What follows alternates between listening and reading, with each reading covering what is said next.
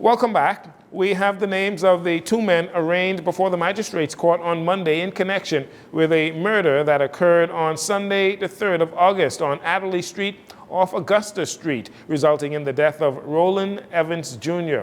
Police investigators allege that Randy Savage Brown, 32 years old, and Antonio Hellboy Roll, 23, of West Street in the same Bainstown community, shot Evans Jr. during a drive-by as he stood outside a residence with others. That was around 10 p.m. on the night in question. The two men were remanded to prison on Monday. The suspects allegedly fled the scene in a gold Japanese vehicle. Evans Jr. later died in hospital and became the 53rd murder victim for the year. Brown and Roll appeared before Chief Magistrate Roberto Reckley. They were not required to enter a plea, and the case will proceed to the Supreme Court via a voluntary bill of indictment. They will be served with that bill of indictment, the voluntary bill of indictment. They will be served on November 27th. As the F&M revealed another 8 of its candidates on Thursday, including party leader Michael Pintard for Marco City, a number of the candidates expressed confidence in their ability to win their seats. One of them is Travis Robinson, the former member of parliament for Baines and Grantstown, who was ratified for Fort Charlotte, a constituency where web shop owner Sebastian is seeking to gain the nomination for the Progressive Liberal Party. With that in mind, Robinson took to the stage to the theme song, "The Number Man Does Lie." He said he is ready to battle. I want you to know one thing, Fort Charlotte. My first introduction to politics came fast and furious as I walked the streets where I grew up. Hard work paid off, and I was victorious, slaying a respected giant in politics in Baintown. And I want you to know, I was not afraid then, and I'm not afraid now. So whoever coming, I got one thing for you. Bring it on, baby. Bring it on.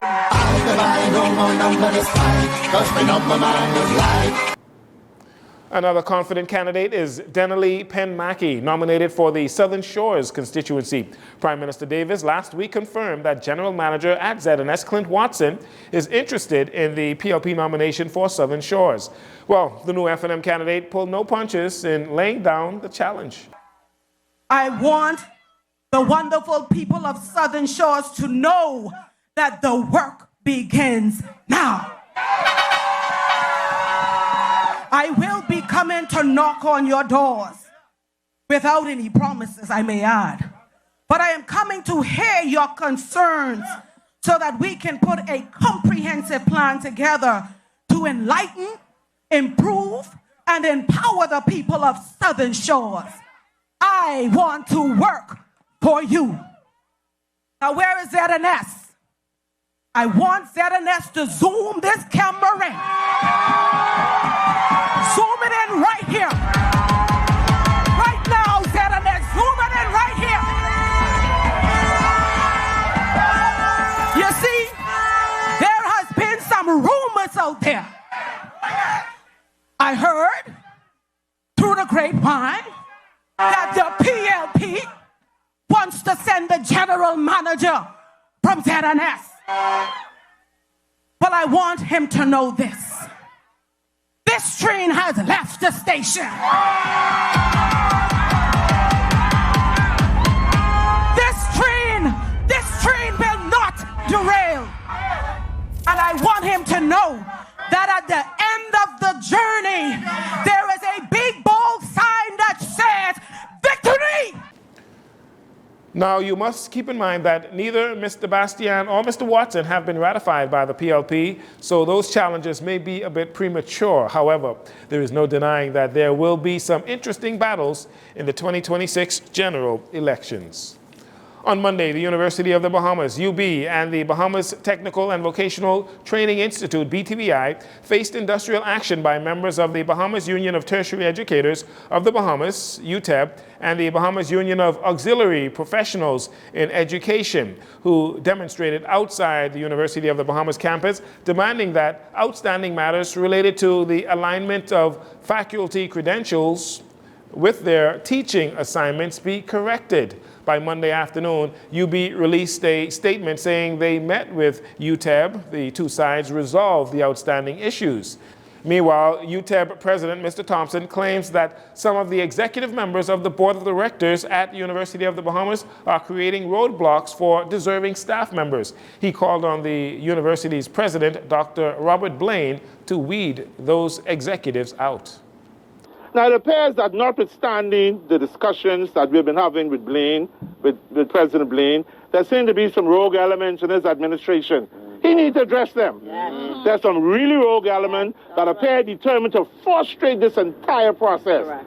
It is his job as the president to weed out those elements, to ensure that our members are not impacted negatively. And the negative impact on our members is because of the inaction of his executive, because of the inaction of those rogue elements, causing problems for our members, and those things must be addressed.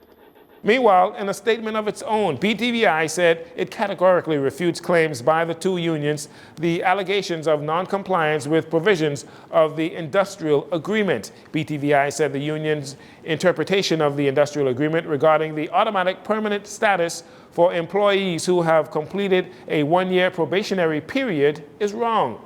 Additionally, BTVI said nowhere in the agreement does it confer an automatic right for temporary employees to be reclassified as permanent employees.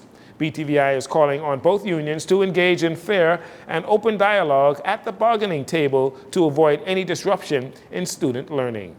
And finally, there are 33 local government districts with over 300 staff and 512 practitioners. It was promised during the speech from the throne that the local government, or that local government rather, would be enhanced under the Davis administration. Grand Bahama was the last stop for a nationwide training initiative designed to strengthen local government across the Bahamas. Over a two-day period, officials reviewed updated legislation, sharpened administrative skills, and examined the evolving role of local government in national development. That will do it for your JCN Evening News. I'm Jcn Saunders. Thank you so much for joining us. This segment of the news has been brought to you by Sun Oil Limited.